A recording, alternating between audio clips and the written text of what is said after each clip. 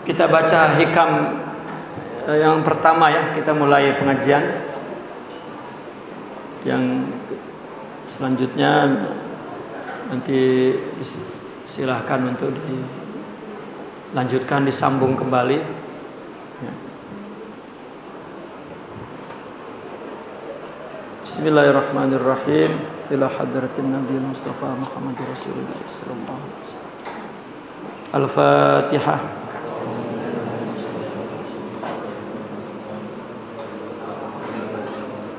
Iyyaka na'budu wa iyyaka nasta'in. Ihdinas siratal mustaqim.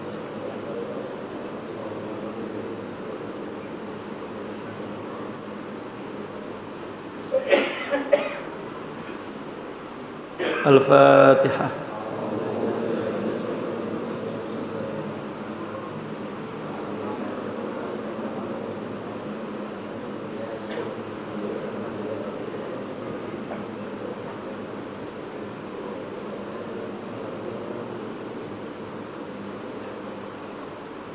Bismillahirrahmanirrahim. Qala muallifu hadzal kitab wa nafa'ana bihi wa bi ulumihi fid dharain amin ya rabbal alamin. Min alamatil i'timadi 'alal 'amal nuqsanur raja' 'inda wujudiz zalal. Ini hikmah yang pertama dikatakan oleh Al-Imam Ibn Athaillah Sakandari, bahwa Imam Ibn Athaillah Sakandari, beliau gurunya adalah Syekh Abul Abbas Al-Mursi, dan Sidi Abul Abbas Al-Mursi satu-satunya sebagai khalifah Sidna Abul Hasan Asy-Syadzili ya.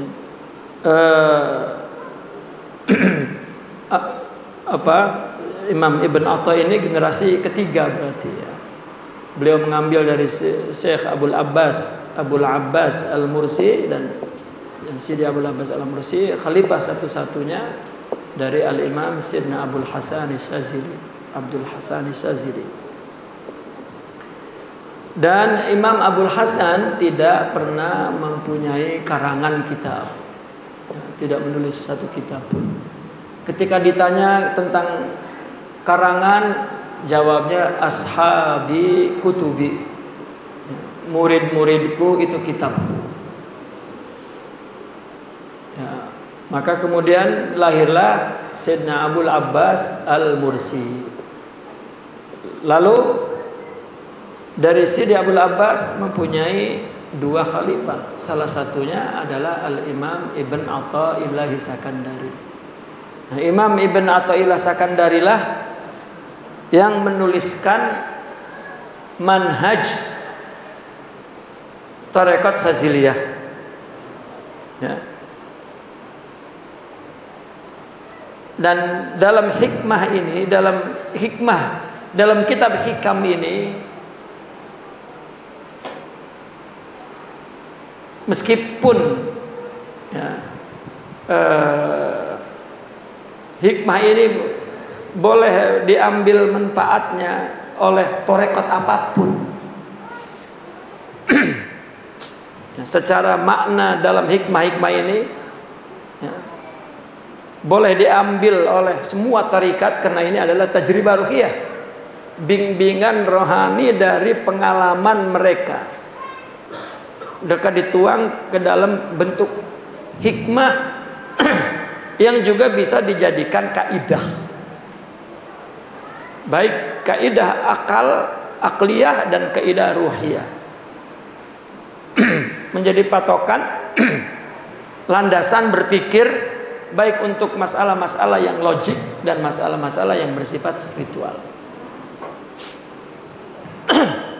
Namun susunan yang pertama atau hikmah yang pertama ya, dengan kandungan min alamatil i'timadi alal amal, ini mencerminkan metoda Syadzili, tarekat Syadzili. Secara umum semua tarekat sama ya. Tetapi ya, Syadzili betul-betul mulai dari situ. Begini, Ada tarekat-tarekat lain yang merawat, menerima murid dari nol. Ya, dirawat, dilatih terus. Artinya disuruh melakukan ibadah di atas bimbingan mursyidnya. Ya, zikir banyak-banyak, ibadah banyak-banyak. Ya. Meskipun amalnya belum sidik.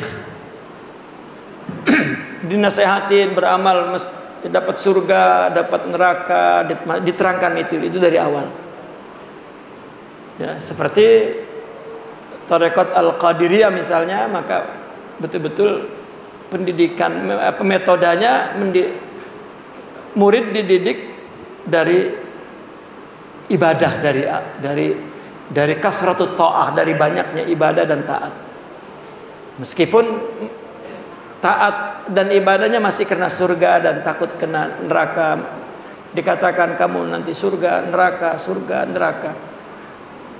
Nah, baru kemudian ketika dia menjadi seorang salik, dia dijelaskan untuk melakukan ibadah itu karena Allah saja, jangan karena apa-apa. Nah, ini mulai berjalan. Nah, tarekat Saziliyah bermula dari yang kedua itu.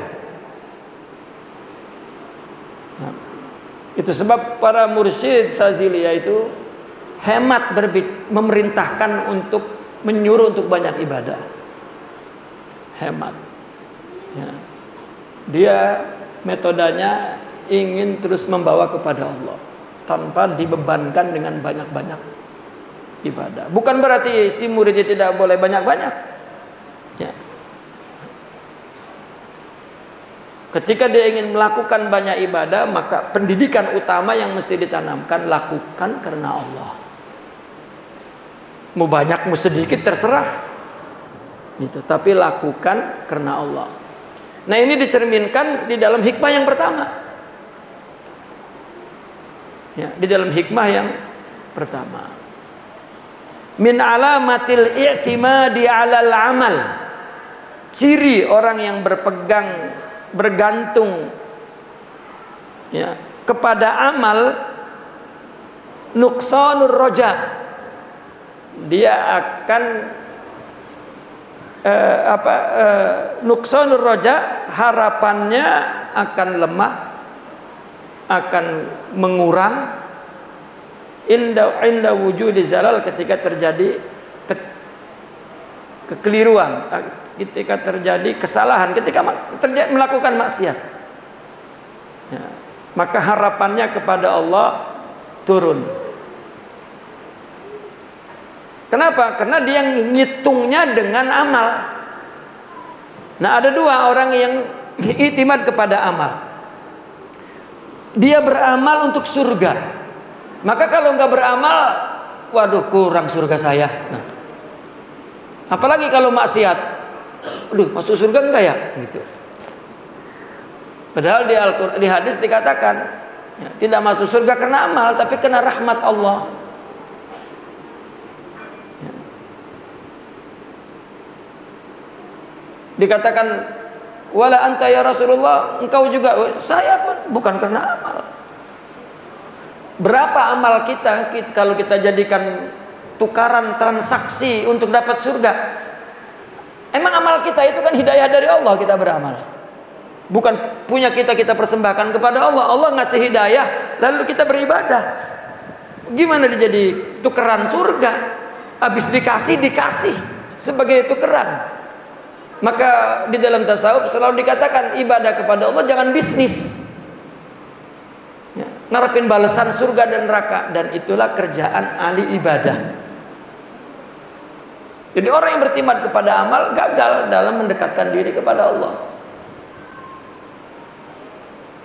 Yang kedua, para muridin, dia beramal untuk ma'rifat, untuk usul. Salah. Dia pikir kalau zikir 70.000 sehari, wah mungkin cepat ma'rifatnya. Atau kalau ngambil tarekatnya 4, wah makin kuat. Kuat apa? Orang bertasawuf itu tidak beriktimad kepada amal. Saya sering mendengar ya menghadapi ya, orang bertarekat, tiba-tiba dia datang, Kiai, anak tarekat ini, antum kan tarekat yang lain, bisa nggak anda bayar dengan antum? Ngapain? Ya untuk memperkuat. Apa yang diperkuat? Takhayulat. Ya. Orang bertarekat itu orang yang berusaha membetulkan ibadahnya untuk Allah. Udah itu saja. Jangan ditumpuk-tumpuk ijazah, ditumpuk-tumpuk wirid, ditumpuk-tumpuk. Ngambil tarekat ini dapat wirid ini ditulis, tempel lagi di tembok. Waduh. Ya.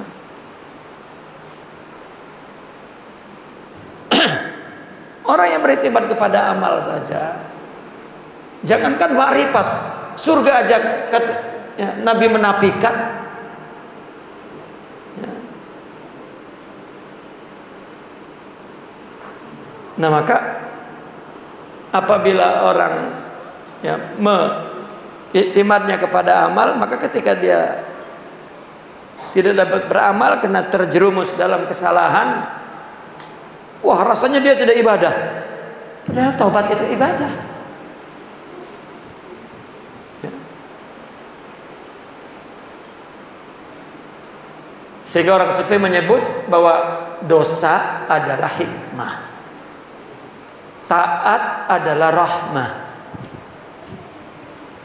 Ya. Nggak ada sesuatu yang Allah ciptakan itu sia-sia, nggak ada. Allah nyiptakan iblis sia-sia.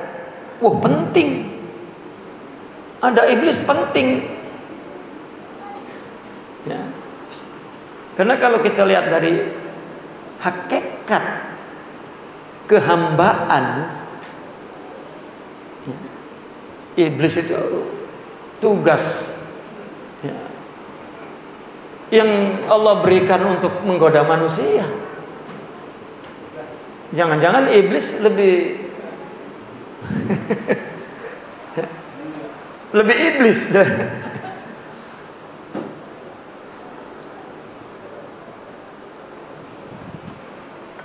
Nah ini maka sebuah manhaj bahwa tidak boleh berpegang kepada amal. Kalau ahli ibadah untuk surga. Nah orang bertarekat, dia bertimat kepada amal. Wah zikir gue ini udah sampai muraqabah ini udah enggak. Ini tradisi pada zaman ini, tidak ada sebelumnya dan tidak ada di manhaj, tidak ada. Wah saya sudah disempurnakan dengan kesempurnaan itu bukan dengan amal. Sempurna namanya kamal, kamil itu dengan tajalli al-anwar.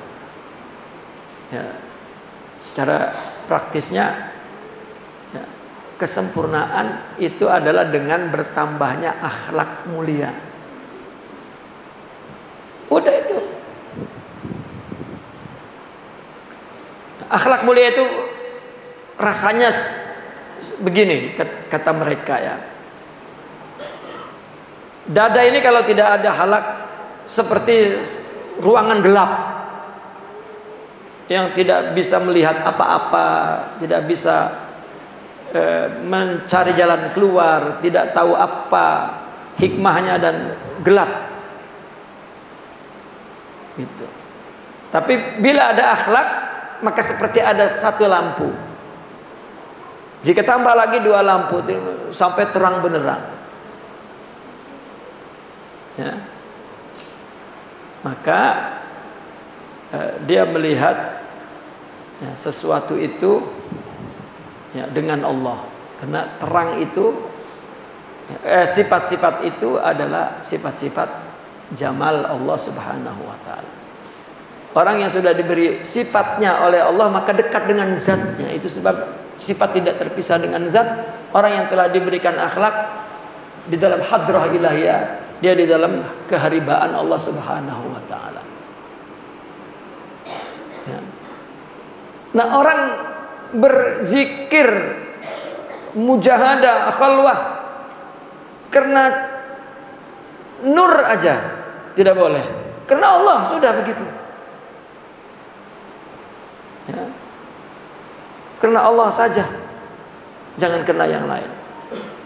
Tidak boleh ada apa-apa, dan kalau ada apa-apa buang, supaya jangan ada apa-apa. Itu saya kena susah neranginnya. Udahlah, ya jangan untuk apa-apa, jangan ada apa-apa. Kalau ada apa-apa, ya, anggap tidak ada apa-apa, agar tidak ada apa-apa. Allah saja. Karena kalau kita melakukan untuk Allah, ya, ketika salah, harapan kita kepada Allah tidak putus. Ya.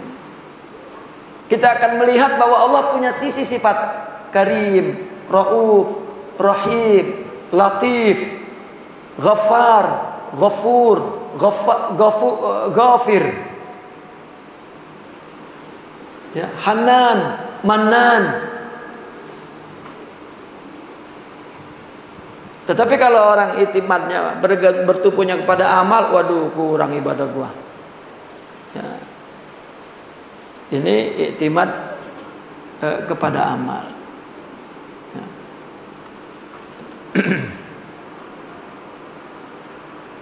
Nah, maka orang yang beriktimad kepada amal, meskipun orang berzikir untuk usul, itu mazmum, buruk dalam perjalanan menuju kepada Allah.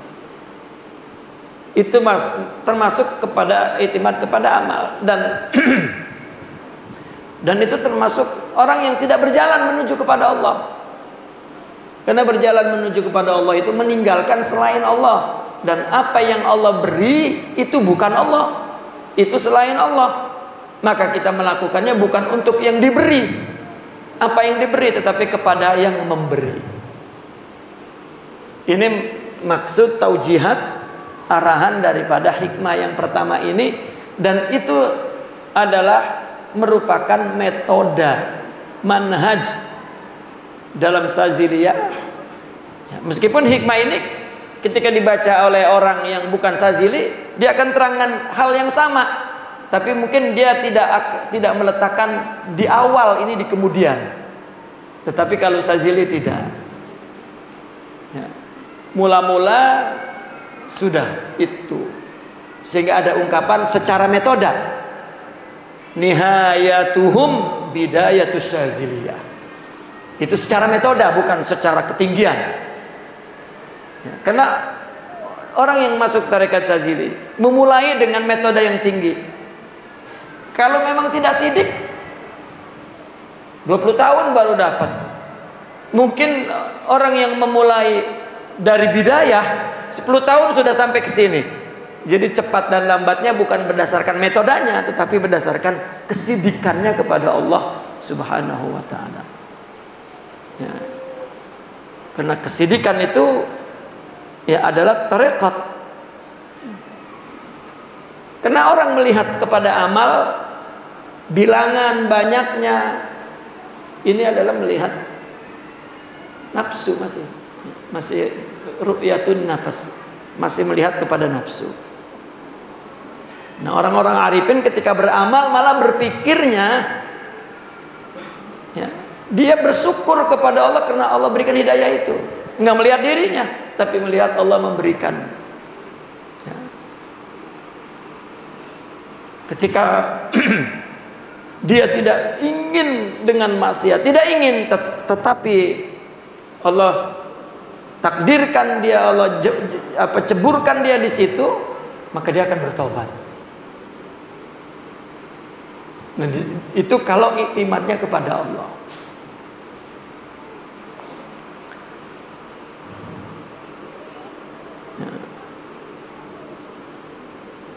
Ya, insya Allah kita sambung. Ya, silakan antum sambung lanjutan daripada hikmah-hikmah selanjutnya. Sampai berjumpa di 3 bulan yang akan datang. Naqifuna walhamdulillah. Al-Fatihah.